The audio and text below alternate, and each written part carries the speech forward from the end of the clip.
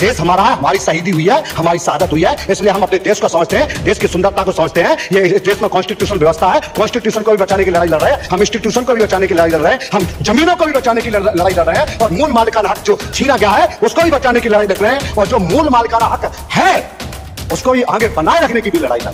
जमीन 35 साल पहले आपने छीना है, हमारा मूल मालिकाना हक आपने छीना है, उसका कीमत आपने नहीं दिया है, तो लड़ाई तो कभी भी लड़ी जा सकती है बेईमानी के खिलाफ। ये नहीं कि अंग्रेज 100 साल तक इस देश पर राज किया तो ये अगर वो कहते हैं कि 100 साल बाद कैसे लड़ाई लड़ रहा है, मारो वो रोनो मत दो, फॉर्मूला तुम्हारा ठीक है। संगठन इसलिए बनाया है कि हमारे बाप दादाओं की पगड़ी को उछाला गया है। जब जब हकों का हनन होगा तब तक क्रांति होगी और शांति बहाली नहीं हो सकती है। अरे आजादी का आंदोलन कितने समय चला, कितनी शहादतें हुई, अरे ये किसानों की अभिव्यक्ति की आजादी की लड़ाई लड़ी जा रही है दूसरी। अगर इस देश में डीजल पेट्रोल की डेली कीमत तय हो सकती है तो क्या सब्जियों की दूध की कीमत डेली तय नहीं हो सकती? ट्रम्प, हेलो ट्रम्प, नमस्ते ट्रम्प, और हाँ हम बैंड बजाए दे रहे, टैब लगा रहा है। सवाल ये है और ये पैदा होता है कि इन पागलों के हाथ में माचिस किसने दी। जिंदा के भावे एडमिट रह जाता मुझे लगता है कि वो मर ही नहीं करा, वैसा तो निकलते ना आए। अब की बार बड़ी मजबूती से आएंगे और आर पार के भी आएंगे। मोदी सरकार बोलते रहे यही तो चक्कर है, अरे दादा मेरे यही तो चक्कर है कि एक व्यक्ति की सरकार है। सरकार यदि होती तो हमसे मिलती, हम उसको आंदोलन जीवी ना कहती। हमारी कितनी उम्र है? 32 साल। हम कब आंदोलन जीवी है? हम तो 2-4 साल तक व्यवस्था जाने। संगठन इसलिए बनाया है कि हमारे बाप दादाओं की पगड़ी को उछाला गया है, समझे? अगर आपके बाप दादाओं की पगड़ी को उछाला जाएगा, आप पत्रकार बन रही हैं या चाहे उद्योगपति होगे, आप भी लड़ोगे। संगठन हम लोगों ने इसलिए बनाया है, लड़ना इसलिए शुरू किया है, और लड़ाई इतनी लंबे समय तक इसलिए है। अब आंदोलन जीवी का जवाब दे रहे हैं। लंबे समय तक आंदोलन में बनाए रखना सरकार बना के रखा है हम लोगों को। अगर लंबे समय का आंदोलन चलेगा तो तुम उनको आंदोलन जीवी। हम तो ये कह रहे हैं हम बेरोजगार हैं, टैक्स दिया है, शिक्षा ग्रहण करी है तो पैसा देकर करी है दादा, और हमको रोजगार ना मिलेगा तुम कह दो जो बेरोजगार है, तो रोजगार कौन देगा? इसी प्रकार से यदि आंदोलन जीवी शब्द आया तो बना उत्पन्न किसने किया?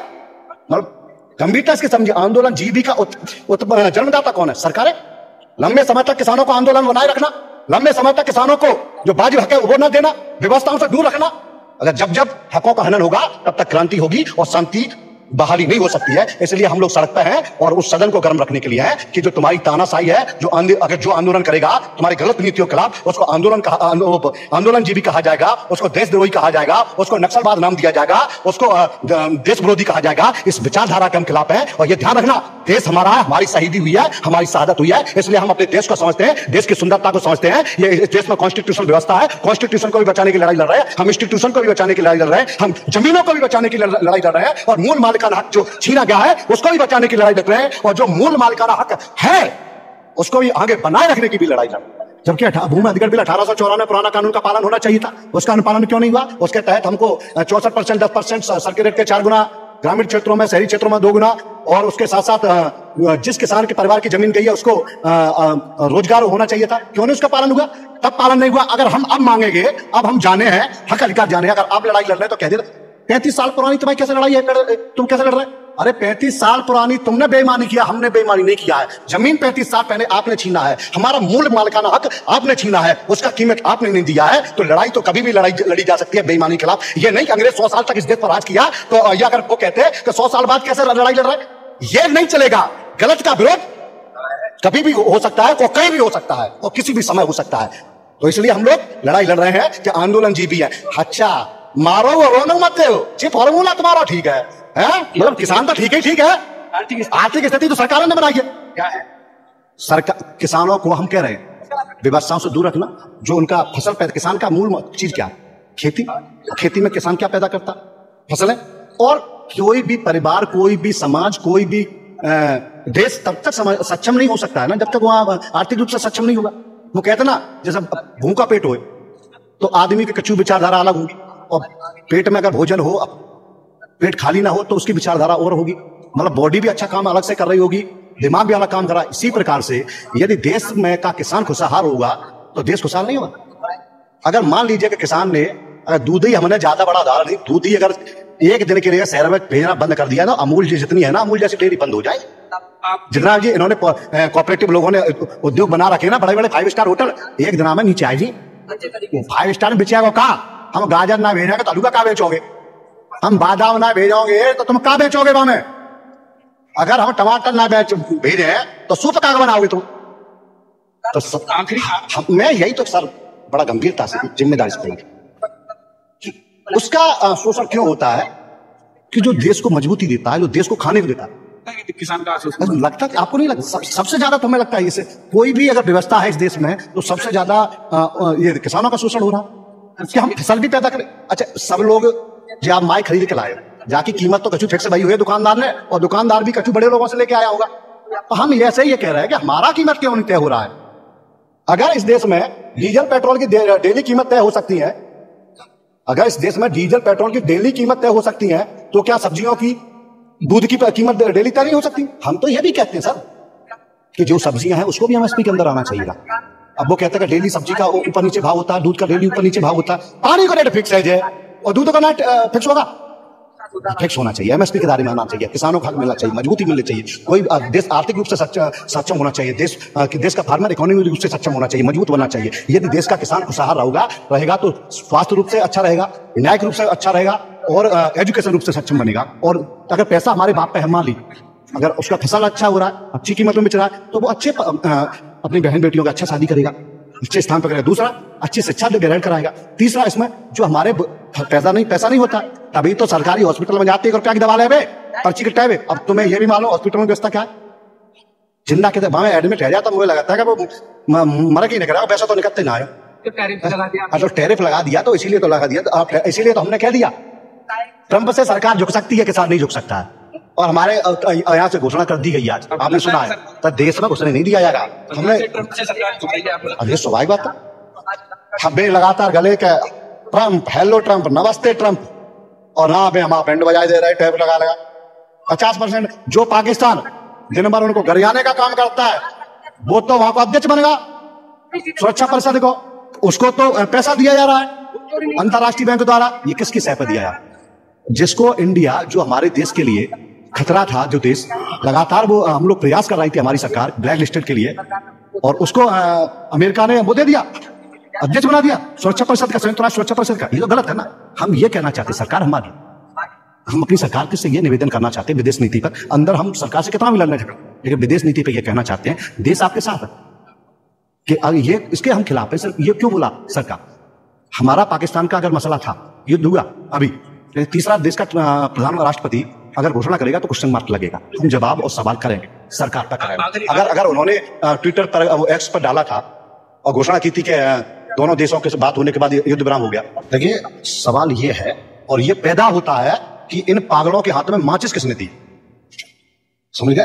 तो कुल मिला के यह है कि हम लोग यहाँ आए हैं, ये हालात किसने बनाए, वादा खिलाफी किसने किया है, हक अधिकारों से वंचित किसने रखा है, व्यवस्थाओं से दूर किसने रखा है, जिस विचारधारा या तानाशाह या व्यवस्थाओं द्वारा ये सब चीजें किया गया है, उसके खिलाफत में हम लोग यहाँ पहुंचे हैं, बड़ी संख्या में पहुंचे हैं, और ये सिर्फ 12 घंटे के लिए पहुंचे थे ये बताने के लिए।